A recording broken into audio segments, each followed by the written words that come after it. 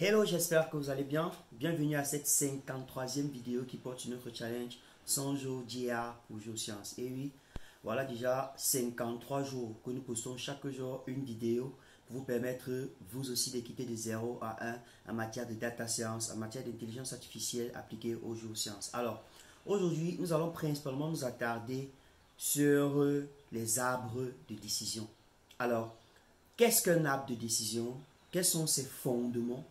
Quels sont ses avantages ainsi que ses limites? C'est ce que nous allons essayer de voir aujourd'hui dans cette présentation. Alors, pour ceux qui ne me connaissent pas, je suis tout simplement l'ingénieur en guerre Ambani Augustin Serge, sorti de l'école de géologie et d'exploitation minière de l'Eugène en Méganga, spécialisé en géostatistique. Cette année, j'ai décidé de lancer un challenge 100 jours d'intelligence artificielle appliquée aux géosciences. Et nous sommes à la 53e vidéo.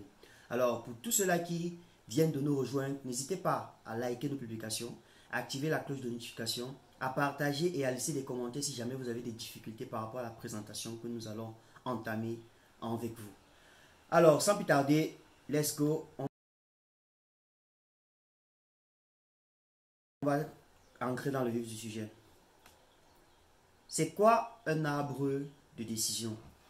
Les arbres de décision sont des outils très essentiels en intelligence artificielle car elles permettent entre autres de prendre des décisions éclairées, des décisions structurées et des décisions logiques, se basant sur un ensemble de graphiques, un ensemble de modèles sous forme d'arbres de décision.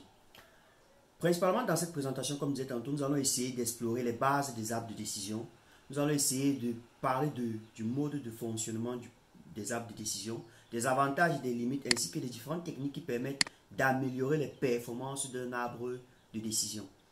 Alors, sans plus tarder, nous débutons. Dans la première partie, nous commençons par comprendre déjà ce que c'est qu'un arbre de décision, quelle en est la structure.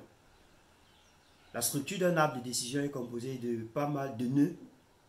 Les nœuds sont les racines ou alors les points de départ de l'arbre. Ils représentent l'ensemble complet des données à analyser et la première décision à prendre.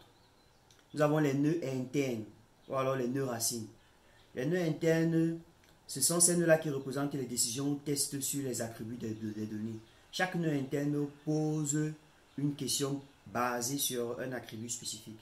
Les branches. Les branches représentent les structures possibles du test ou sur l'attribut. Chaque branche conduit à un nouveau nœud interne ou à un nœud feuille. Les nœuds feuilles. Donc les nœuds feuilles sont des résultats ou des décisions finales. Chaque feuille est associée à une classe de sortie, comme une réussite ou un échec dans le nombre d'exemples. Alors, si je veux me résumer, je dirais tout simplement que les arbres de décision sont constitués de nœuds racines, de nœuds internes, de branches et de nœuds feuilles. Et donc, c'est cet ensemble-là qui concerne la structure.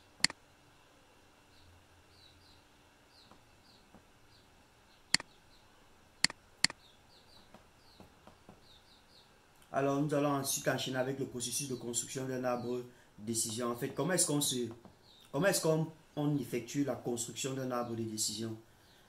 La première des choses pour pouvoir construire un arbre de décision, c'est d'abord d'effectuer la sélection des attributs. La sélection des attributs consiste à quoi? En fait, c'est un processus qui commence par la sélection d'un ensemble d'éléments pour effectuer la division des données. Donc, cette sélection se fait généralement en utilisant des mesures comme l'entropie, le gain d'information ou l'indice de Gini. Donc, la deuxième étape, c'est tout simplement la création des nœuds. Donc, une fois que nous avons sélectionné les attributs, nous passons effectivement à la sélection des différents nœuds. Ces nœuds-là vont permettre ces nœuds-là sont créés pour chaque valeur possible des différents attributs que vous avez énoncés. Donc, chaque branche représente donc une valeur d'un attribut. Et donc, après cela, on passe à la répartition des données. La répartition des données ici qui implique tout simplement le fait que les données soient ensuite réparties en sous-ensembles correspondant à chaque branche. Donc, le processus est répété pour chaque sous-ensemble jusqu'à ce que toutes les données soient parfaitement. Ok, donc par la suite, nous passons aux exemples pratiques pour prédire la réussite d'un étudiant. Principalement, on va prendre un cas pratique ici. Si l'objectif, par exemple, c'est de prédire la réussite d'un étudiant, Les attributs, dans cet exemple, on peut, c'est-à-dire, vu que l'objectif c'est de souhaiter prédire si un étudiant réussira ou non un examen, en se basant sur les attributs, le nombre d'heures d'études, de la qualité du sommeil principalement, on va prendre ces deux paramètres-là. Le processus de décision. Les nœuds racines représentent le nombre d'heures d'études. Selon la valeur de cet attribut, nous arrivons à des nœuds internes concernant la qualité du sommeil, puis finalement à des nœuds feuillets indiquant la précision de la réussite ou de l'échec. Donc par exemple, si un étudiant a étudié moins de 5 heures, il prédit qu'il échouera. S'il a étudié entre 5 et 10 heures, il a un bon sommeil, il est prédit qu'il réussira. Les avantages et les inconvénients des arbres de décision. Les arbres de décision sont assez simples à comprendre et à interpréter. Elles ne nécessitent aucune superposition sur la distribution des données et peuvent gérer à la fois des données numériques et des données catégorielles.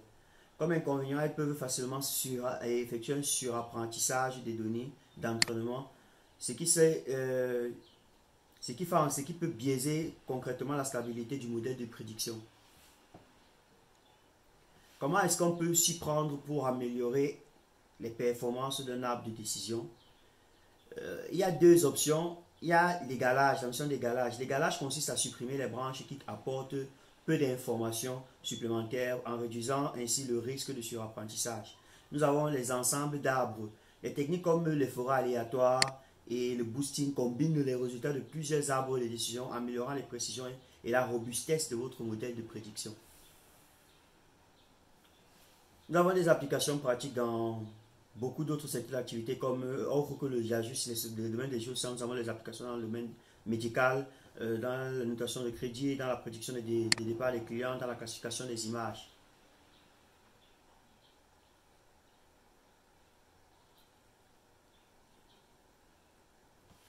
Les défis et les limites que nous pouvons rencontrer dans les arbres de décision sont les suivants. Le premier défi, c'est, on va dire, le surapprentissage. Comme nous avons cité la notion de surapprentissage, les arbres de décision peuvent facilement effectuer des surapprentissages sur les données d'entraînement, ce qui peut réduire leur capacité à généraliser le modèle ou alors à l'étendre sur d'autres domaines. Nous avons l'instabilité. La petite variation dans les données peut entraîner une structure complètement différente de l'arbre en rendant la prédiction instable. Nous avons les limites au niveau de la modélisation. Les arbres de décision ont du mal à capturer des interactions complexes entre les attributs. Ils peuvent être moins performants face à des problèmes non linéaires. Combiner les arbres de décision avec d'autres techniques nous permet entre autres d'effectuer une réduction du biais, diminuer le biais et par conséquent améliorer la précision. Nous avons parlé par exemple des ensembles d'arbres tels que les forêts aléatoires ou alors les boostings qui permettent de combiner plusieurs arbres de décision ainsi que permettent donc entre autres d'améliorer la précision et la robustesse de votre modèle de prédiction. Nous avons les hybridations. Les arbres de décision peuvent être intégrés à d'autres modèles d'apprentissage automatique comme les réseaux de neurones ou alors les supports vecteurs machines pour créer des modèles hybrides plus puissants. Nous avons les interprétabilités. Donc l'avantage des arbres de décision et leur interprétabilité peut être conservé dans ces modèles hybrides offrant un équilibre entre la performance et la compréhension de votre modèle de prédiction. Les perspectives que nous pouvons avoir en ce qui concerne les arbres de décision sont l'apprentissage en profondeur. Donc les progrès de l'apprentissage en profondeur, entre parenthèses le deep learning, ouvrent de nouvelles perspectives pour combiner les arbres de décision avec des réseaux de neurones plus puissants et permettant aussi d'améliorer entre autres leur performance. Le calcul quantique, avec les machines quantiques de nos jours, il sera possible de résoudre plus rapidement les problèmes complexes de construction et d'optimisation des arbres de décision, ouvrant la voie à de nouvelles applications. Nous avons l'explainabilité. L'importance grandissante de l'explainabilité à l'intelligence artificielle devrait maintenir l'intérêt pour les arbres de décision qui offrent une interprétabilité naturelle des processus de décision. Donc, je vous remercie déjà d'avoir écouté cette présentation. Nous allons nous retrouver demain pour notre 54e vidéo, permettant ainsi de mettre en pratique quelques arbres de décision que vous puissiez voir avec des exemples pratiques dans le cadre des géosciences, comment est-ce qu'on peut appliquer un arbre de décision et quels sont les résultats que nous sommes capables d'obtenir en fonction des exemples pratiques que nous pouvons être capables de mener. Donc, je vous remercie d'avoir suivi cette présentation. On se retrouve pour une prochaine vidéo. Merci.